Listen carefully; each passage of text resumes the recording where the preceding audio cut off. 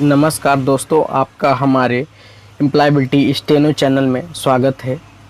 आज हम स्टेनोग्राफी हिंदी के लिए क्वेश्चन लाए हैं। 50 महत्वपूर्ण क्वेश्चन हैं। चलिए, जैसे पहला क्वेश्चन है, भारतीय परंपरा में आशुलिपि का जनक किसे कहा जाता है? तो इसका आंसर होगा ऑप्शन नंबर बी, गणेश, यानी श्री गणेश को आशुलिपि का जनक कहा जाता है। चलिए, अगला क्वेश्चन है क्वेश्चन नंबर 2, हिंदुस्तानी शार्ट हैंड एवं हिंदी टंकण कमेटी का गठन कब हुआ? इसका सही आंसर होगा 1948 में, यानी ऑप्शन नंबर बी। चलिए, अगला क्वेश्चन देखते हैं। क्वेश्चन, 1948 में प्रथम बार राष्ट्रीय सरकार के गठन के पश्चात सेंट्रल निम्नलिखित काउंसिलिंग में कितने हिंदी रिपोर्टर की संयुक्त हुई थी? इसका सही आंसर होगा 4, यानी ऑप्शन नंबर बी। चलिए, अगला क्वेश्चन है क्वेश्चन नंबर 4, भारत में आशुलिपि का चलन विधिवत पहली बार कब आरंभ हुआ? इसका आंसर होगा 1884 ईस्वी में, ऑप्शन नंबर बी। चलिए, अगला क्वेश्चन देखते हैं। क्वेश्चन अगला है, हल्का डैश द्वितीय स्थान पर कौन सी ध्वनि प्रकट करता है? इस होगा आ, यानी ऑप्शन नंबर बी। चलिए, अगला क्वेश्चन है रेखाक्षरों से पहले आने वाले स्वर को क्या कहते हैं? तो रेखाक्षरों से पहले आने वाले स्वर को पूर्ववर्ती स्वर कहते हैं, ऑप्शन नंबर बी। चलिए, अगला क्वेश्चन है क्वेश्चन नंबर 7, किसी बिंदु या डैश से प्रकट होने वाले शब्द को क्या कहते हैं? तो इसका आंसर होगा शब्द चिन्ह कहते हैं, यानी ऑप्शन नंबर बी, शब्द चिन्ह है। चलिए, अगला क्वेश्चन है 2 या 2 से अधिक व्यंजन रेखाओं से प्रकार किए जाने वाले शब्द को क्या कहते हैं? तो इसका सही आंसर होगा संक्षिप्ताक्षर। 2 या 2 से अधिक व्यंजन रेखाओं के प्रकार किए जाने वाले शब्द को संक्षिप्ताक्षर कहते हैं। चलिए, अगला क्वेश्चन है जब 2 स्वर एक साथ आ जाएं तो उसे क्या कहा जाता है? जब 2 स्वर एक साथ आ जाते हैं उन्हें द्विध्वनिक स्वर कहा जाता है, यानी ऑप्शन नंबर ए, द्विध्वनिक स्वर। चलिए, अगला क्वेश्चन है ऑपरेटिंग सिस्टम कितने प्रकार के होते हैं? तो ऑपरेटिंग सिस्टम 2 प्रकार के होते हैं, ऑप्शन नंबर बी। चलिए, अगला क्वेश्चन है क्वेश्चन नंबर 11, सर्वप्रथम स्टार्ट में कंट्रोल पैनल चुनने के बाद क्या चुना जाता है? तो इसका आंसर होगा appearance and themes, option number D. चलिए, अगला क्वेश्चन है क्वेश्चन नंबर 12, अधोमुखी रा बनाया जाता है यदि वह अंत में क्या हो? रा के साथ स्वर हो, यानी ऑप्शन नंबर डी। चलिए, अगला क्वेश्चन है क्वेश्चन नंबर 13, जब व्यंजन ता वर्ग किसी शब्द में अकेला ही और उसकी मात्रा उससे पहले आए तो ता वर्ग लिखा जाता है। मतलब ता वर्ग कहाँ लिखा जाता है? बाई तरफ, यानी ऑप्शन नंबर बी। चलिए, अगला क्वेश्चन है क्वेश्चन नंबर 14, यदि व्यंजन हा अकेला हो तो कैसा बनाया जाता है? इसका आंसर होगा अधोगामी, यानी ऑप्शन नंबर बी, अधोगामी। चलिए, अगला क्वेश्चन है क्वेश्चन नंबर 15, रेखाक्षर हा के पूर्व और पश्चात का वर्ग ना तथा ला रेखाक्षर आए तो हा को लिखा जाता है। हा को अधोगामी लिखा जाता है, यानी ऑप्शन नंबर बी। चलिए, अगला क्वेश्चन है क्वेश्चन नंबर 16, आरंभ में एक बड़ा वृत्त किसको प्रकट करने के लिए किया जाता है? बड़ा वृत्त स्वर को प्रकट करने के लिए किया जाता है, यानी ऑप्शन नंबर बी सही होगा। चलिए अगला क्वेश्चन है क्वेश्चन नंबर 17। व्यंजन सा सा सा जा की रेखाओं ही नहीं अपितु निम्न में से किससे दर्शाया जाता है? तो इसका आंसर होगा वृत्त से दर्शाया जाता है, ऑप्शन बी। चलिए अगला क्वेश्चन है क्वेश्चन नंबर 18।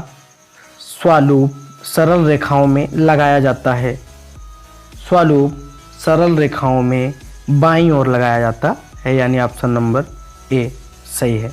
चलिए अगला क्वेश्चन है क्वेश्चन नंबर 19। डैश अनुस्वर व्यंजन के किस दिशा में लगाए जाते हैं?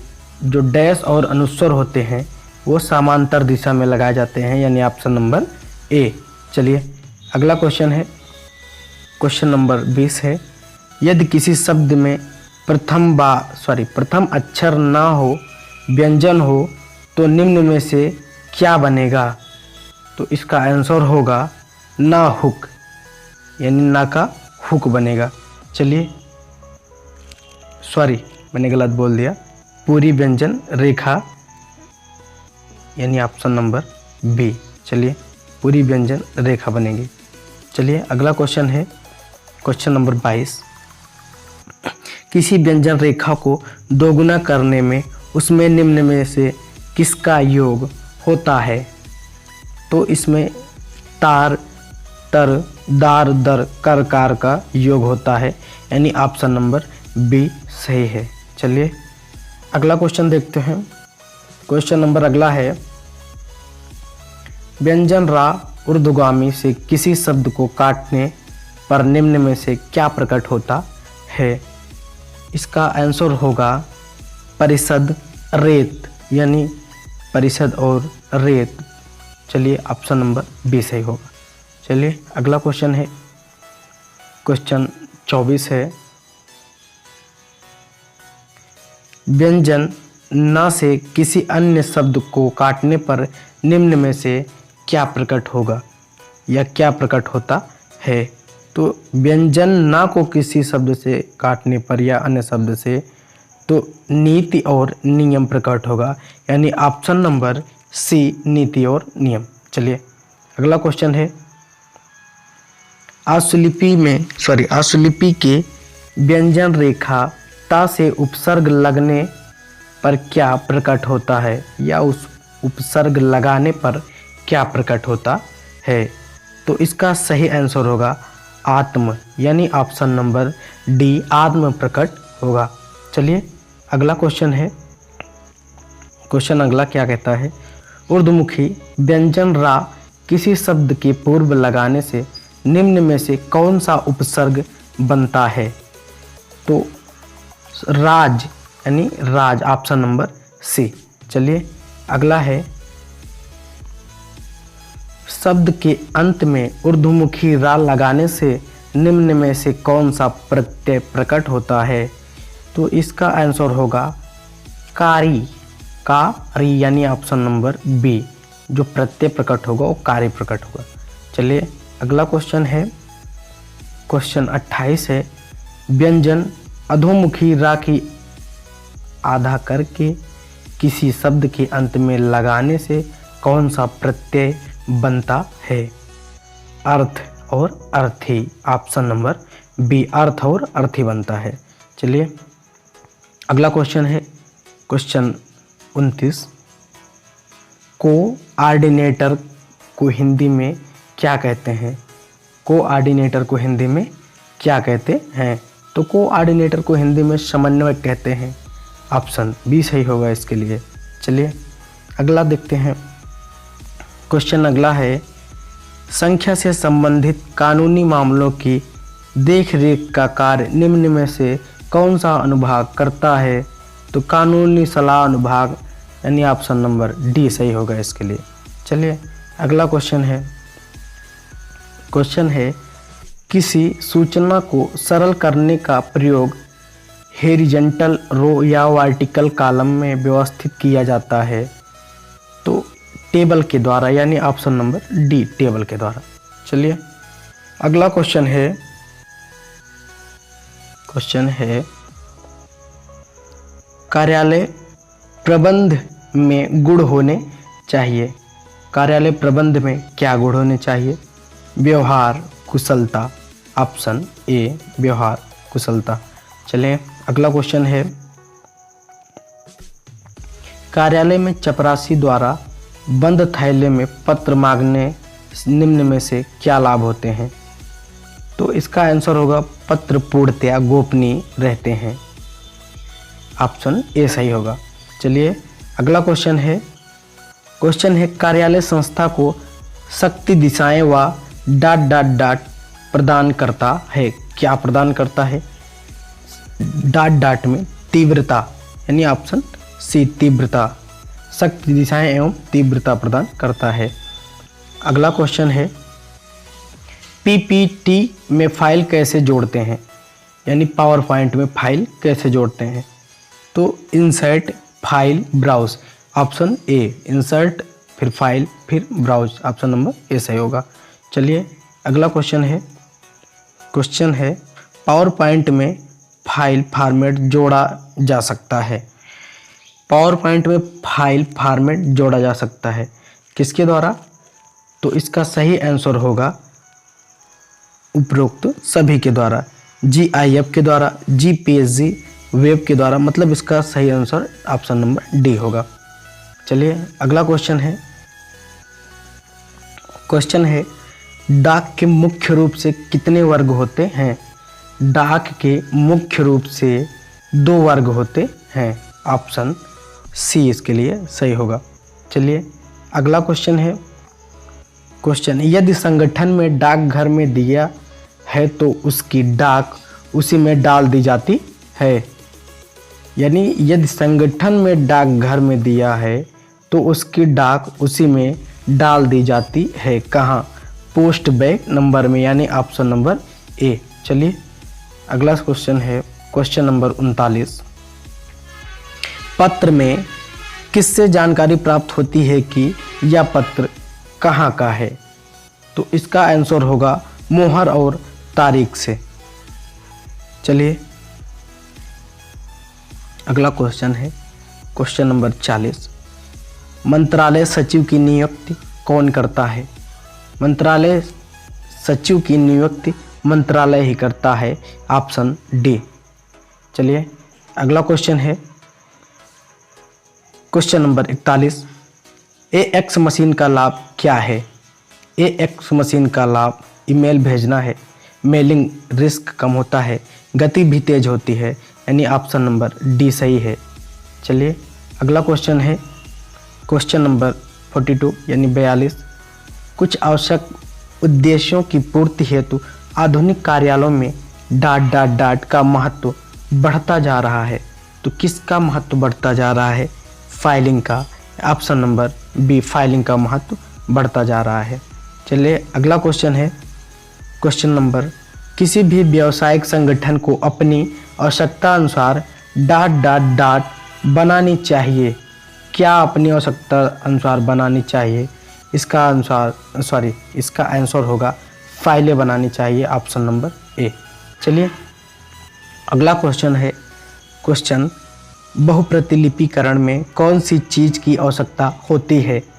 तो जो बहुप्रतिलिपिकरण होता है उसमें स्याही, कागज, मशीन सब चीज़ की आवश्यकता होती है, यानी उपयुक्त सभी।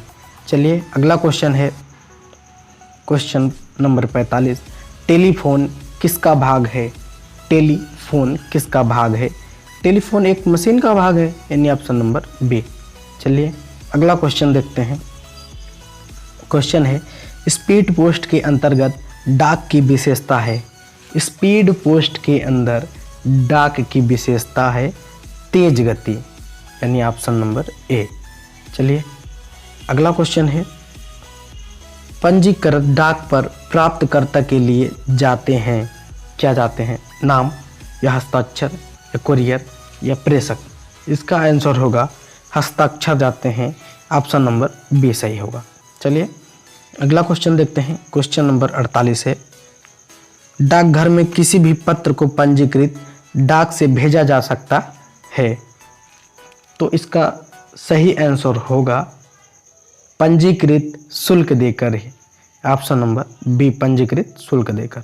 चलिए अगला क्वेश्चन है, कार्यालय में चपरासी द्वारा बंद थैले में पत्र मांगने से निम्न से क्या लाभ है, मतलब क्या लाभ होते हैं। फिर से वही क्वेश्चन रिपीट कर दिया है, पत्र को पूर्णतया गोपनीय रखते हैं, यानी ऑप्शन नंबर ए सही होगा इसके लिए। चलिए अंतिम और लास्ट क्वेश्चन है, क्वेश्चन नंबर 15। क्वेश्चन है, डॉट डॉट डॉट की दृष्टि से पार्सल की रजिस्ट्री करना लाभदायक होता है। तो इसका सही आंसर होगा सुरक्षा, यानी ऑप्शन नंबर बी, सुरक्षा करना, सुरक्षा की दृष्टि से पार्सल की रजिस्ट्री करना लाभदायक होता है। तो चलिए आज के लिए इतना ही।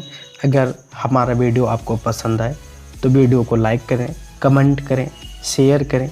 हम आपके लिए ऐसे ही महत्वपूर्ण क्वेश्चन लाते रहेंगे जिससे आप लोग पेपर या एग्ज़ाम को देने में सफल होंगे। धन्यवाद।